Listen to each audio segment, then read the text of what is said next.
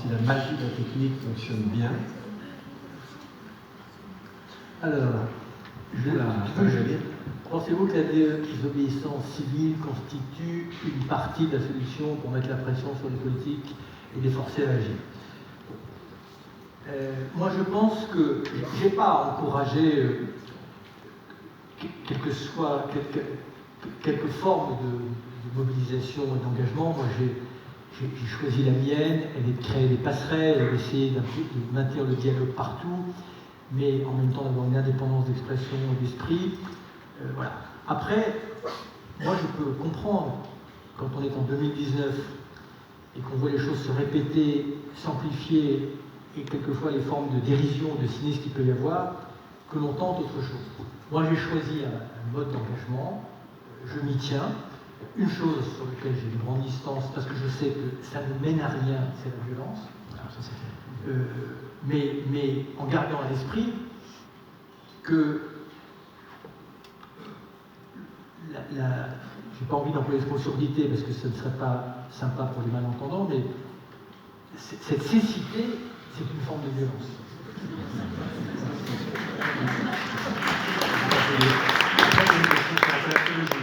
Que pensez-vous des collapsologues? J'ai découvert ça, hein, c'est sorti il n'y a pas longtemps. J'ai toujours pas compris si tu avais basculé là-dedans, et j'ai rencontré un garçon qui a fait un Pablo Sévigné, j'ai fait avec lui l'autre jour un entretien. Bon. Moi, on est sur un exercice sémantique qui est très difficile. Si on dit on a perdu la main, ça va s'effondrer, avec un scénario qui n'est quand même pas précis, ça va s'effondrer comment, on commence par quoi, ça peut effectivement démobiliser tout le monde. Si on donne de l'autre côté le sentiment qu'on a encore un peu de temps, parce que moi parfois on me dit mais c'est noir, moi je peux être rigolo, hein, si tu me mets un verre de bière, après je vais être rigolo, mais le matin, la réalité elle est toujours là. Bon, voilà. Donc sur ces sujets-là, c'est vrai que la réalité elle est très inquiétante. Moi, ma seule conviction, c'est que l'effondrement est aujourd'hui une hypothèse envisageable. Voilà. Elle ne l'était pas il y a si longtemps que ça. Mais ce n'est pas une vue d'esprit. C'est simplement ce que nous disent les différents rapports, et pas simplement ceux du GIEC. Lisons les rapports de la Banque mondiale, qui n'est quand même pas une officine de gauchistes. Bon. Qui nous disent que nos démocraties et nos économies ne résisteront pas à la combinaison de toutes ces effets. Donc c'est une hypothèse envisageable. Je garde foi dans une certaine humanité. J'espère, comme le dit Edgar Morin, qu'il y a un imprévu qui va se passer, parce que, vous savez, on dit souvent dans une forêt, on entend un arbre qui tombe, mais pas les milliers d'arbres qui poussent. Je pense qu'il y a quelque chose qui est en train de se passer dans nos sociétés. Est-ce que ça va pouvoir créer un souffle, une force qui va, non pas balayer le système, j'aime pas trop ce mot-là, mais en tout cas le bouter, parce qu'il résiste, c'est clair. C'est lui qui empêche que toutes ces initiatives exceptionnelles deviennent les standards de demain. Et il y a un moment ou un autre, il va bien falloir qu'il laisse un peu de place. Je suis très proche de ce que tu dis. On va passer à la troisième question. Pourquoi les écologistes ne condamnent-ils pas l'élevage? C'est pourtant la première cause de déforestation et de pollution au niveau mondial. Bon. Là aussi, il faut y aller progressivement. Ce qu'il faut déjà condamner, effectivement, c'est une certaine forme d'élevage intensif. Il y a l'aspect nocif pour le climat, pour la biodiversité, de l'élevage intensif. Après, il y a un autre aspect qui surgit dans la société et qu'il faut prendre en compte, c'est la condition animale.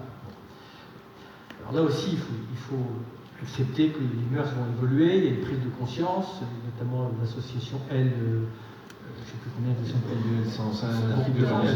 comme ça. Il a fait beaucoup, au point d'ailleurs que quelqu'un disait l'autre jour que si tous les abattoirs étaient transparents, plus personne ne mangerait de viande. Ce qui n'est pas tout à fait faux.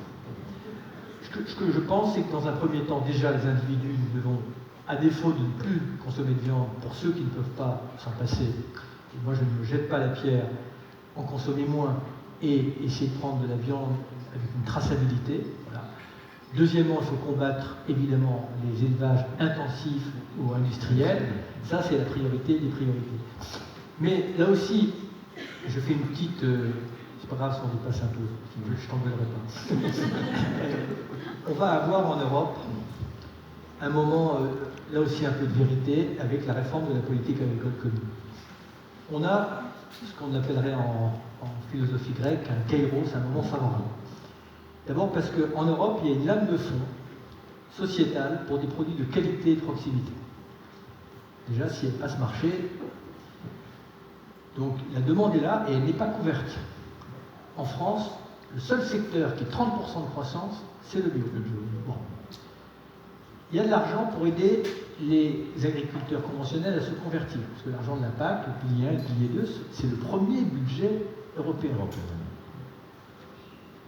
Troisièmement, pour que les agriculteurs soient moins soumis au rendement agricole, on peut diversifier leurs revenus. Parce qu'ils sont, pour beaucoup, dans une forme de précarité économique, et ça, il faut bien l'entendre. Ils ne peuvent pas changer brutalement du jour au lendemain. On peut faire en sorte de les rémunérer pour stocker du CO2, par exemple pour ceux qui font l'élevage avec de la prairie.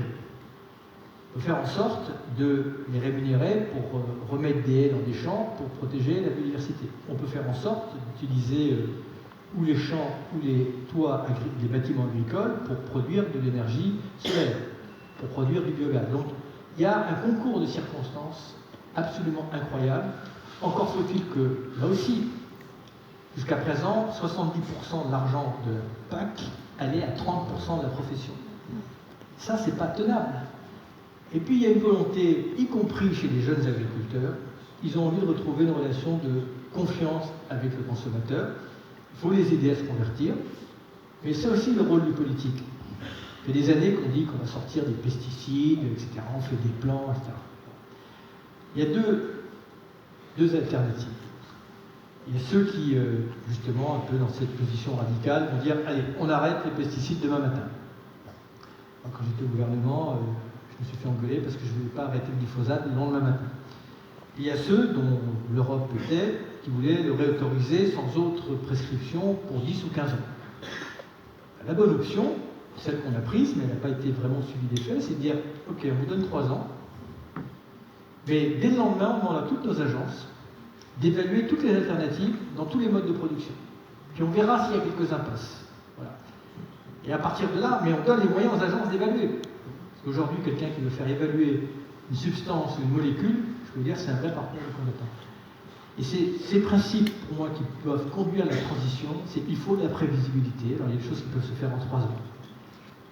Sortir des véhicules thermiques, ça prend 20 ans. Sortir des énergies fossiles, ça prend 30 ans. Sortir du nucléaire, ça peut aller beaucoup plus vite. Mais il faut un objectif et on ne revient jamais dessus et on accompagne les perdants. Voilà. Merci Nicolas. Je pense qu'il y a encore une question, je ne sais pas. Alors, le monde urbain et le monde de la majorité d'entre nous sur Terre, qu'est-ce que la vie de demain?